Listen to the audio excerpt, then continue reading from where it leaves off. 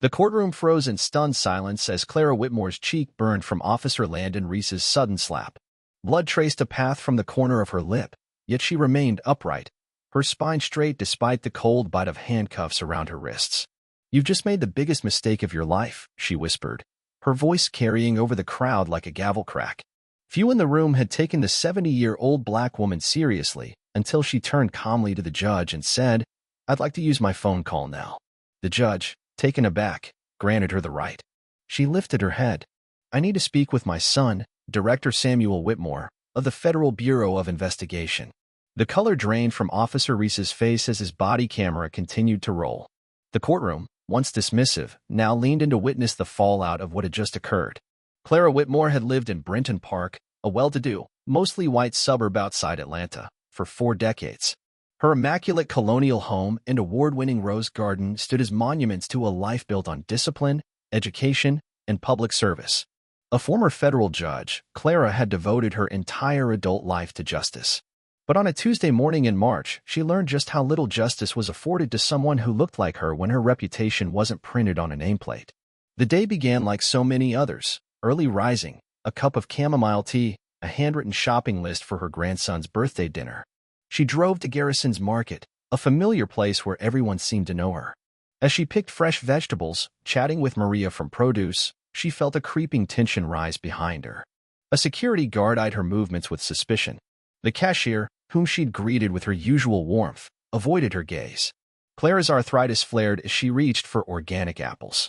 Wincing slightly, she adjusted her grasp, unaware that this subtle hesitation would be later misinterpreted as furtive movement. As she walked toward checkout, 2 officers entered the store and made a beeline for her. "Ma'am, we've received reports of a shoplifter matching your description," Officer Reese said, his tone detached, hand on his holster. Clara straightened. "You're mistaken. I'm Clara Whitmore. I've been shopping here for years." Reese exchanged a glance with his partner. Older black woman, beige sweater. "Store security's been tracking you." She blinked, stunned. "I'm a retired federal judge." Reese smirked. "And I'm the Secretary of Defense." Before she could say another word, he yanked her arms behind her. The handcuffs cinched down on her inflamed joints, eliciting a sharp cry. No one intervened. Not the shoppers she'd greeted on countless weekends. Not even the store manager. When Officer Toller triumphantly pulled a $4,000 watch from Clara's purse, a watch she'd never seen before, her cries of innocence were ignored. She was paraded through the parking lot like a criminal. Some neighbors she recognized turned away as if she were invisible. Others took out their phones. During the 5-mile ride to the courthouse, Clara requested medical attention. Her wrists were swelling rapidly, skin purpling around the metal. "You'll be seen when we finish processing," Reese said flatly. That courthouse was one she knew intimately. She'd presided in courtroom 4 for 15 years. But today, colleagues averted their eyes, old clerks suddenly busy. Only Denise, from records, dared look at her. Her gaze flickered with pity. Clara's court-appointed attorney, a young man named Aaron Finch, barely looked up as she was led into the defendant's box. "Clara Whitmore. Charged with felony shoplifting," he mumbled. "Any priors?" "No," Clara said, voice trembling. "Because I've never committed a crime. I'm a retired federal judge. That watch was planted in my bag." Finch gave her a perfunctory glance. "Right. Well, arraignment's in 10. Judge Bramble is presiding." Clara's heart sank. Judge Richard Bramble, an arrogant jurist whose appointment she'd once blocked due to an ethics complaint. As she entered the courtroom, she felt her dignity unraveling. The whispers, the cameras, the sight of Bramble behind the bench, none of it felt real. "Case number 91476, State of Georgia versus Clara Whitmore," the clerk announced. Reese took the stand first. "We apprehended the defendant after a call from store security. She resisted arrest and attempted to dispose of stolen merchandise, a luxury watch." Clara stood, wincing through the pain. "That is an absolute lie." The judge banged his gavel. "You will speak when addressed." "It's Judge Whitmore," she replied, voice steady. "And you know that, Richard." A flicker of recognition, and something like contempt, crossed his face. "Another word," he growled, "and you'll be held in contempt." Clara did not sit. "I will not be silenced when I am falsely accused. This is racial profiling, and you know it." Reese took a threatening step forward. "Sit down." Clara stood her ground. In a flash, his hand struck her face. Her body fell hard, blood from her lips staining the courtroom floor. Gasps erupted. The judge said nothing. Clara slowly pushed herself up. "I'd like my phone call now." She was led to a holding room. Dialing a secure number from memory, she spoke 4 words. "Sam, it's Mom."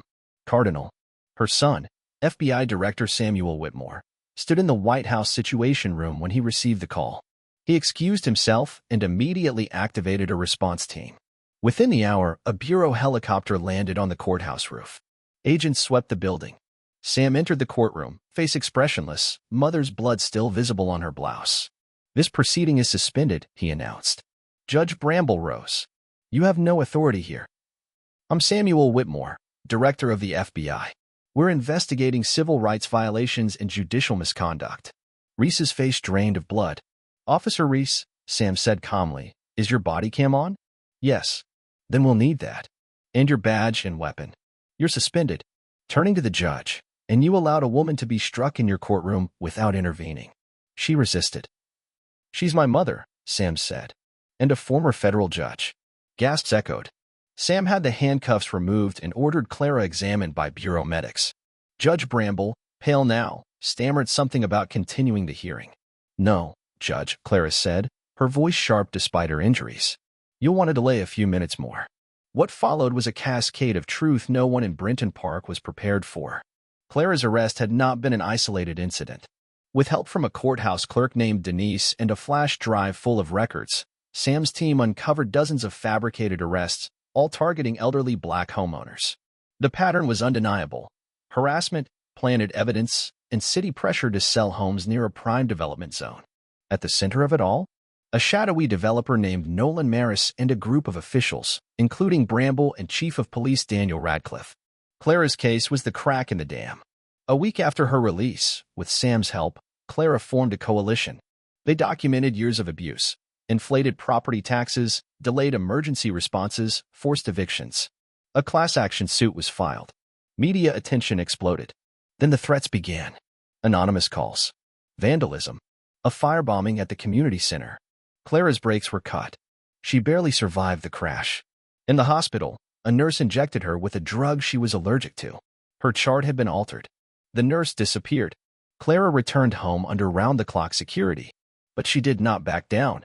She called on her hidden weapon, an archive of misconduct she'd gathered over her judicial career. Hidden in a fireproof safe room beneath her garden shed, the records held everything: falsified court transcripts, concealed complaints, and a web of bribes. With this archive, Clara and Sam traced the corruption up the ladder, through shell companies, political donations, and federal obstruction. When Judge Bramble broke under pressure and publicly confessed, it started a domino effect. FBI raids dismantled the Brotherhood, a rogue faction of the Brinton Park PD. Nolan Maris and his executives were indicted on conspiracy and racketeering charges. Judge Bramble and Chief Radcliffe were arrested. Dozens of officials across 3 states were implicated. Clara's coalition expanded into a national network. Policies were reformed. Funding was redirected. Elderly residents were compensated, and new protections passed. The neighborhood flourished once more. At her husband's grave, Clara laid roses. "We didn't just fight back," she whispered. "We changed the rules." Her son took her hand. And it all began with one phone call.